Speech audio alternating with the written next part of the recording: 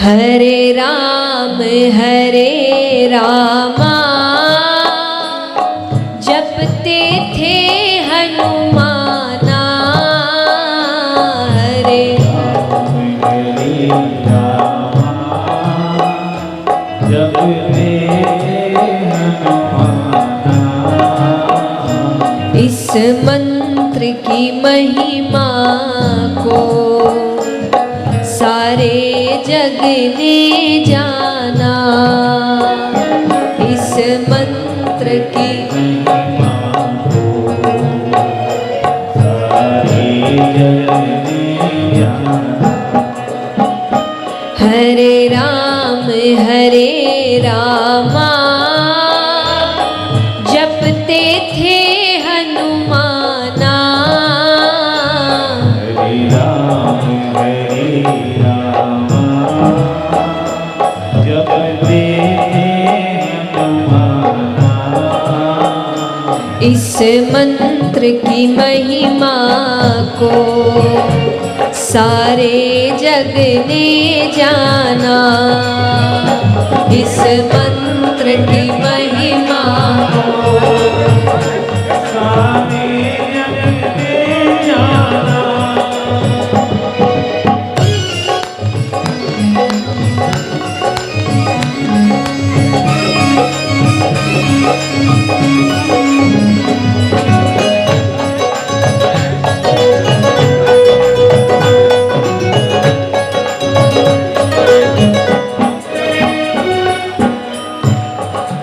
और जैसा कहा गया कि जिस जिस भक्त ने जाप किया है उन सबको भगवत प्राप्ति हुई है।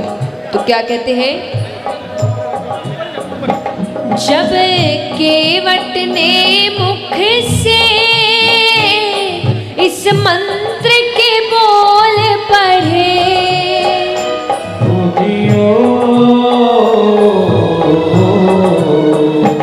जब केवट ने मुख से इस मंत्र के बोल पढ़े। जब केवट ने इस मंत्र के बोल पढ़े। त्रिलोकपति आकर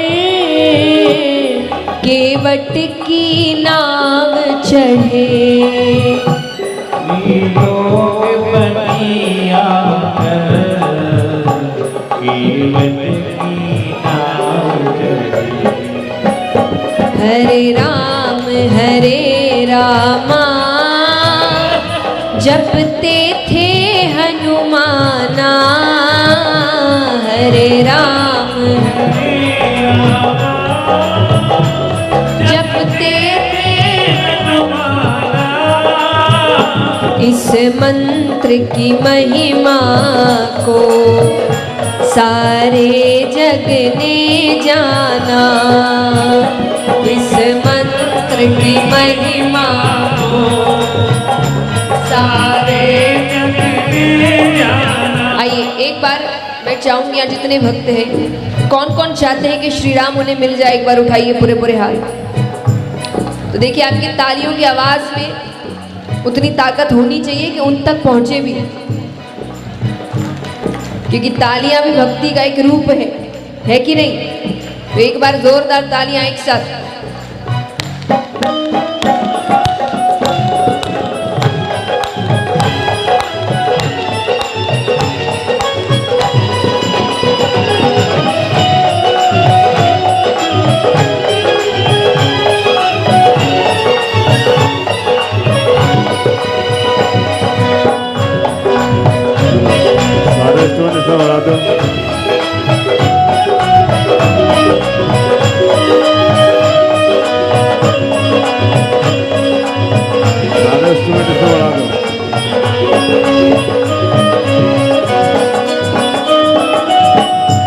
और अगला कौन है?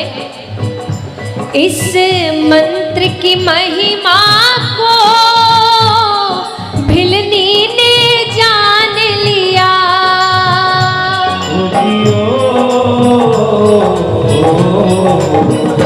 इस मंत्र की महिमा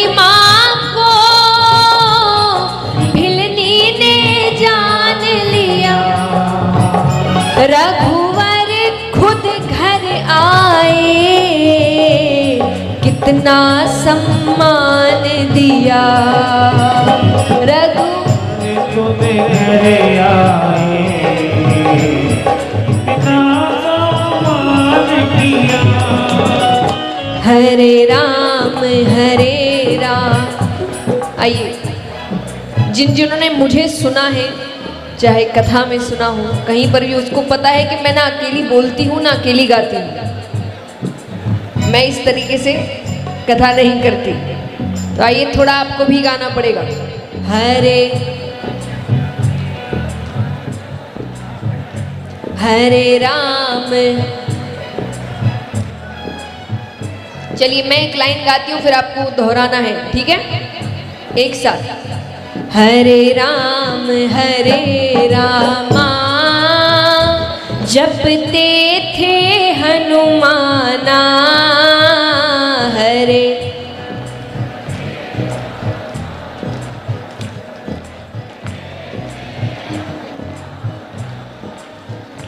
इस मंत्र की महिमा को सारे जग ने जाना। इस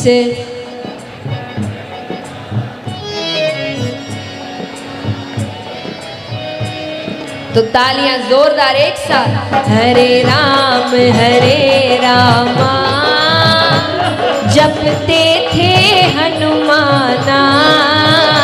हरे राम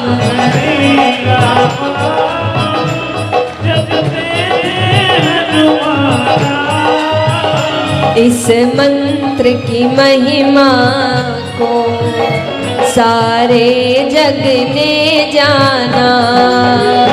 इस मंत्र की महिमा को सारे जग ने जाना।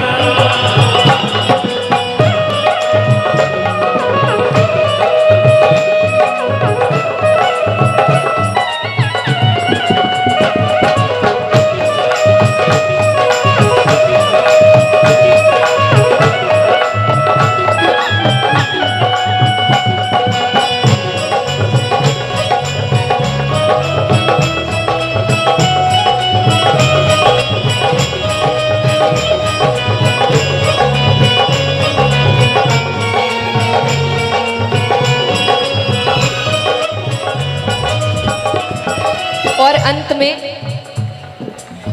कितनी सुंदर बात कही है। इस मंत्र से हार गया रावण सा बलशाली।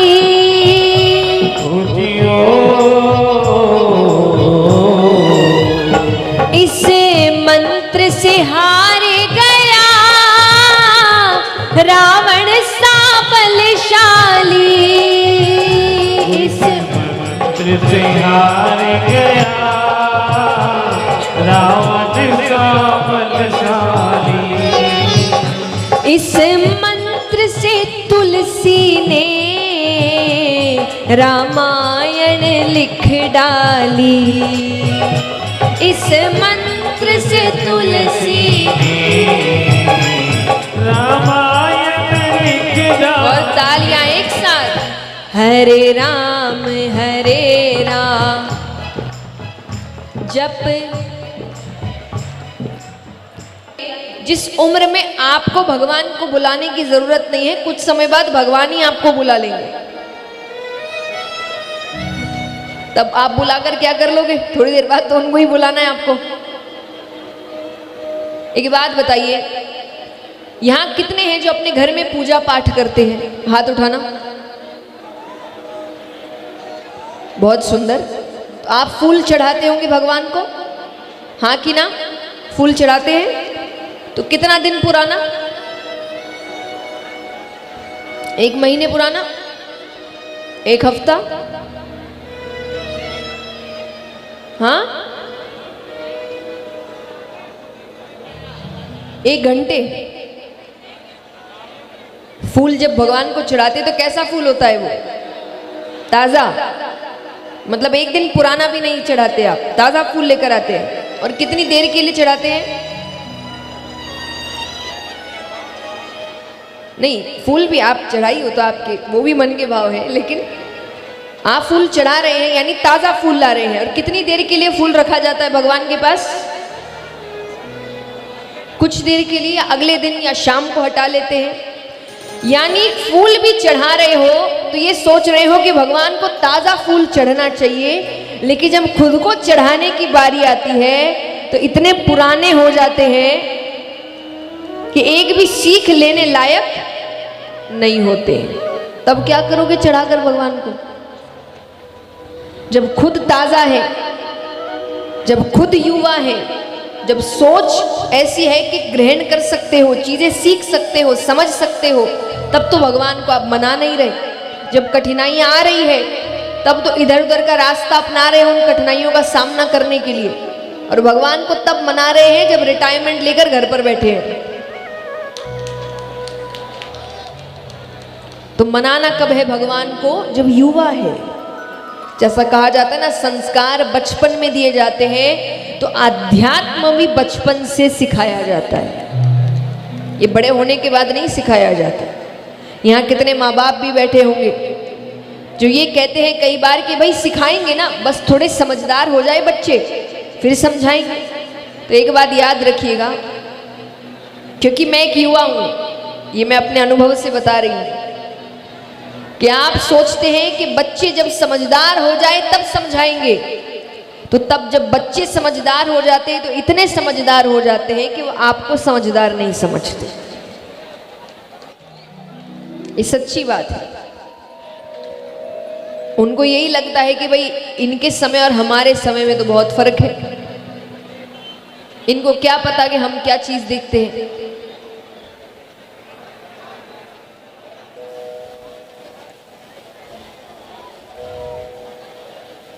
तो इसीलिए आज का ये प्रसंग सिर्फ इसीलिए है कि हम ये समझे कि हमारे जीवन में अगर सबसे ज्यादा शिक्षा आपको किसी चीज से मिल सकती है तो आपके ग्रंथों से मिल सकती है, श्री राम से मिल सकती है, श्री कृष्ण से मिल सकती है। अब कई बार लोग पूछते हैं कि श्री राम और श्री कृष्ण में अंतर क्या है? तो मैं हमेशा कहती हूँ कि ऐसे तो देखिए कई प्रसंग हो सकते हैं अंतर बताने के लिए, पर अगर साधारण शब्दों में कहे, एक लाइन में बताया जाए कि श्री राम और श्री कृष्ण में अंतर क्या है, तो श्री राम आपको सिखाते हैं कि मर्यादा में रहते कैसे हैं। कि जब आप श्री राम के प्रसंग को सुनते हैं तो श्री राम आपको सिखाते हैं कि मर्यादा में रहते कैसे हैं, और श्री कृष्ण आपको सिखाते हैं कि मर्यादा में रखते कैसे हैं। ये अंतर है दोनों। काम दोनों ने धर्म के लिए ही किया है। कहते हैं ना कि आपके रास्ते अलग हो सकते हैं, मंजिल अलग नहीं होनी चाहिए। मंजिल तो धर्म ही होनी चाहिए। रास्ते अपने अपने, कोई कृष्ण के रास्ते से जा रहा है, कोई श्री राम के रास्ते से जा रहा है, पर श्री राम का रास्ता बहुत कठिन है, क्योंकि उनको किस नाम से पुकारा जाता है बताइए? मर्यादा पुरुषोत्तम। वो मर्यादा में रहकर काम करते हैं। कई बार जब युवा प्रश्न करते हैं श्री राम के बारे में कि ये भी तो कर सकते थे, वो भी तो कर सकते थे, ऐसा क्यों किया, इस वक्त ये कर सकते थे, नहीं कर सकते थे। वो अपनी मनमानी नहीं कर सकते थे। जो नियम बनाए गए हैं, जो मर्यादाएं बनाई गई है, वो उस मर्यादा में रहकर ही काम कर सकते थे। इसीलिए उनका नाम मर्यादा पुरुषोत्तम था। अगर आपको किसी ऐसे से सीख लेनी है जिसने नियम तोड़े हैं, आप कृष्ण के पास जाइए, उन्होंने सारे नियम तोड़े हैं। लेकिन जब आप श्री राम के प्रसंग को सुनते हैं तो ये ध्यान में रखकर सुनिए कि वो मर्यादित काम करते हैं। और जो व्यक्ति मर्यादा में रहकर काम करता है उसके जीवन में कठिनाइयां ना आए, ऐसा हो नहीं सकता। आप श्री राम के पूरे जीवन को उठाइए, शायद ही कोई ऐसा प्रसंग होगा जिसमें ये कहा जाए कि अच्छा खासा तो सुख मिला है भाई। सुख की खबर आती नहीं कि दुख पहले आ जाता था। आज हमारे जीवन में हमें कोई एक चीज ना मिले, हमें कितनी दिक्कत हो जाती है। ये स्ट्रेस, एंजाइटी, पैनिक, डिप्रेशन, ये सब क्या है? जब हमें जो चाहिए वो परिस्थिति नहीं मिलती, या वो व्यक्ति नहीं मिलता, वो चीज नहीं मिलती, तो हम ऐसी चीजों का सामना करते हैं। या तो हम शारीरिक तौर से अपने आप को संभाल नहीं पाते, या मानसिक तौर से नहीं संभाल पाते। कि जिंदगी की कोई एक चीज, छोटी चीज, जिंदगी बहुत बड़ी है, सिर्फ काम ही जिंदगी नहीं, सिर्फ रिश्ता ही जिंदगी नहीं, जिंदगी बहुत बड़ी है। यहां पर श्री राम को पूरा राज्य मिलने वाला है। क्या मिलने वाला है? पूरा राज्य, राजा बनने वाले हैं वो। एक रात पहले, सिर्फ एक रात पहले, जो मिलने वाला था वो तो नहीं मिला, जो था वो भी छिन गया। एक हो सकता था कि भाई राज्य नहीं मिलेगा, राजा कोई और बनेगा, पर कम से कम घर तो रहता। थे तो वो राजकुमार, लेकिन जो मिलने वाला था वो तो नहीं मिला, जो था वो भी छिन गया। लेकिन उसके बाद भी उनके चेहरे की मुस्कुराहट वैसी की वैसी रही। जब हम सकारात्मकता की बात करते हैं तो श्री राम से ज्यादा सकारात्मक कोई और हो ही नहीं सकता। आपको पता है, जब दशरथ राजा उन्हें बताते हैं कि कैकेयी माता ने क्या वचन मांगे हैं, उन्होंने वो ग्रहण कर लिया। अब वो अपनी माँ के पास जा रहे हैं बताने कि उनको वन जाना है। तो उन्होंने जाकर ये शिकायत नहीं करी कि पिता ने मुझसे राज्य छीन लिया।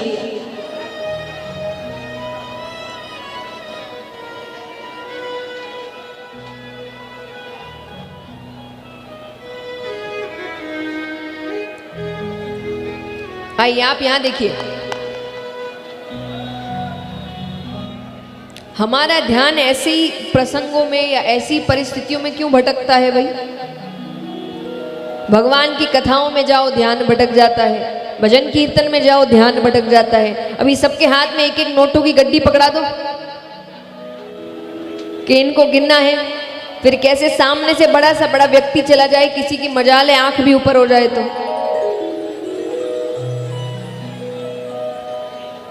तो कहीं कुछ भी हो आपका ध्यान। तो यहां पर श्री राम ने अपनी माता से ये नहीं कहा कि मुझसे राज्य छीन लिया गया, उन्होंने ये नहीं कहा कि पिता ने मेरे साथ गलत किया। उन्होंने बहुत सुंदर रूप से बात कही कि सकारात्मकता देखिए क्या है। यहां पर श्री राम अपनी माता से जाकर कहते हैं कि पिता दीन मोहि कानन राजू। कह रहे ये राज्य क्या, उन्होंने मुझे वन का राज्य दिया है, अब वहां का राजा बनने जा रहा हूं। इसे कह देते हैं सकारात्मकता। जो नहीं है उस पर रोककर कितना समय बर्बाद करोगे। पर कहते हैं ना कि मनुष्यों की आदत है कि उसका ध्यान हमेशा उस चीज पर जाता है जो उसके पास नहीं है। कितनी सुंदर बात कही गई है कि मनुष्य कैसा है कि अगर उसके पास लाखों की चीज है और उसे 2 कौड़ी की लगती है, क्योंकि है ना, मिल गई ना, अब उसका महत्व खत्म हो गया। कि मनुष्य कैसा है कि उसके पास लाखों की चीज है, उसे वो 2 कौड़ी की लगती है, और अगर उसके पास 2 कौड़ी की चीज भी नहीं है वो उसको लाखों की लगती है।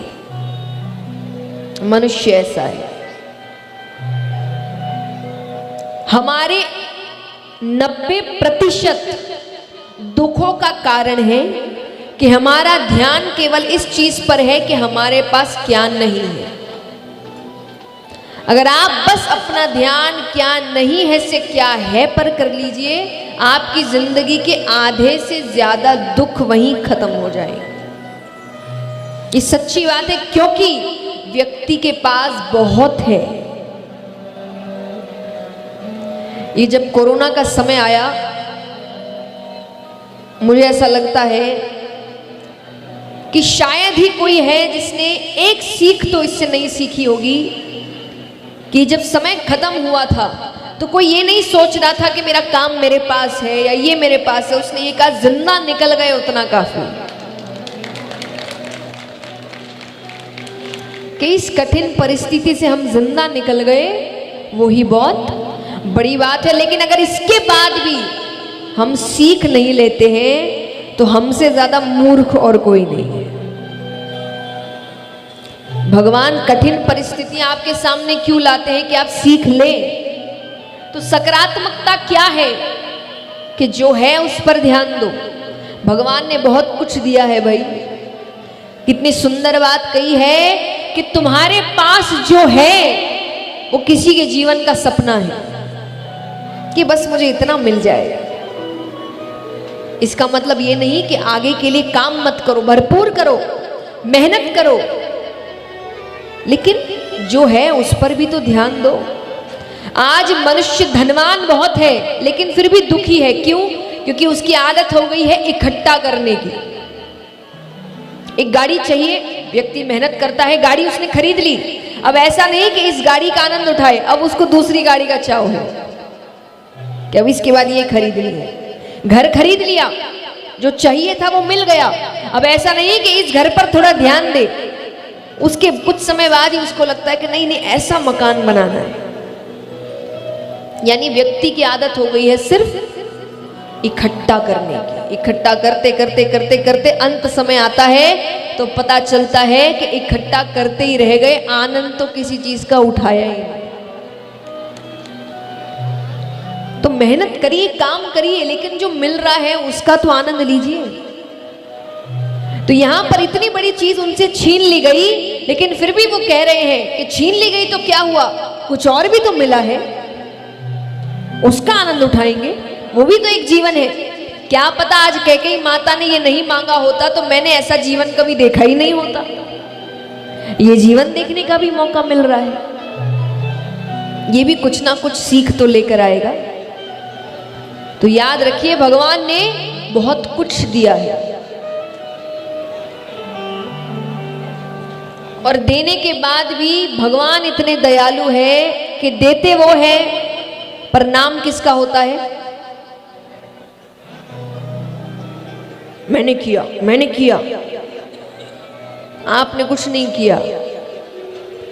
मैं हमेशा कहती हूं कि कई बार लोग आकर कहते हैं कि भाई आपकी आवाज बड़ी अच्छी लगती है, और मुझे लगता है कि ये आवाज तो पहले भी थी, तब तो नहीं दिखी किसी को, अब अचानक से क्यों दिखने लग रही है। तो याद रखिए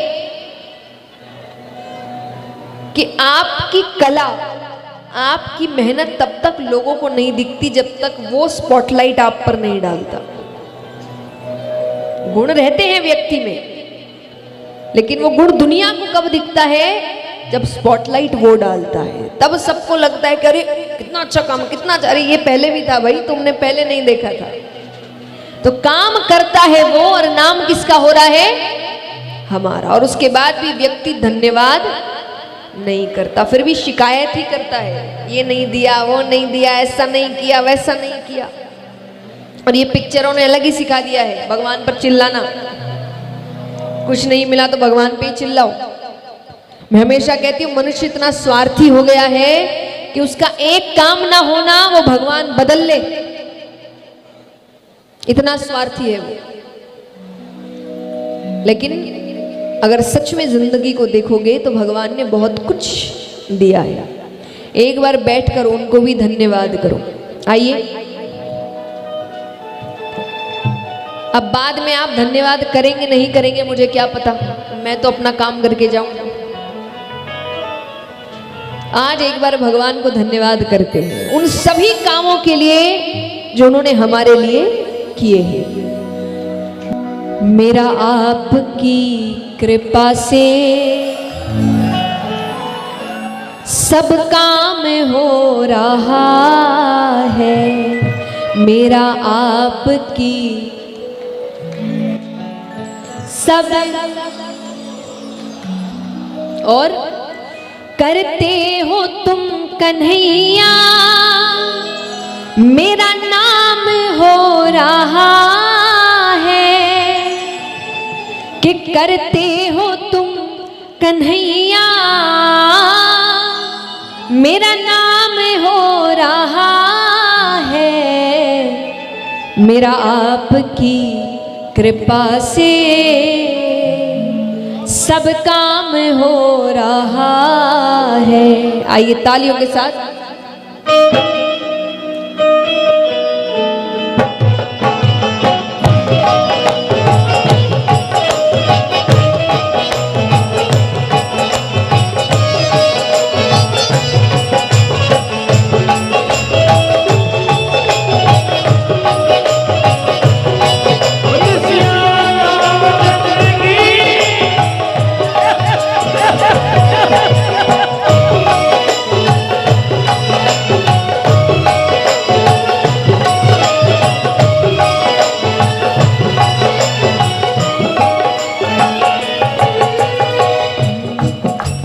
मेरा आपकी कृपा से सब काम हो रहा है, मेरा आपकी कृपा से सब काम हो रहा है, मेरा आपकी कृपा से सब हो रहा है।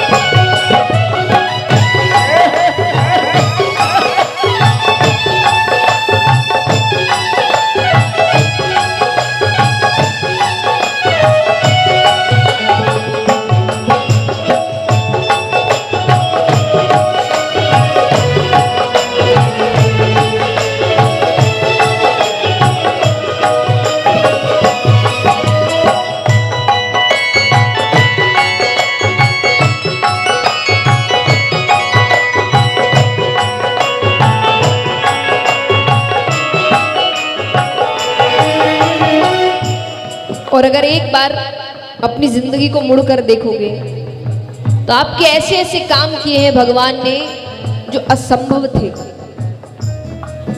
कई बार कहते ना कोई संकट आता है और व्यक्ति बच जाता है कि बाल बाल बच गए, बस कुछ भी हो सकता था। क्या है कि असंभव काम हुए हैं। तो बहुत बार जिंदगी में ऐसे काम होते हैं, कभी कभी नजर पड़ जाती है, कभी नहीं पड़ती, कभी धन्यवाद कर देते हैं, कई बार अपने ही अहंकार में रहते हैं कि हमने किया, लेकिन असलियत क्या है?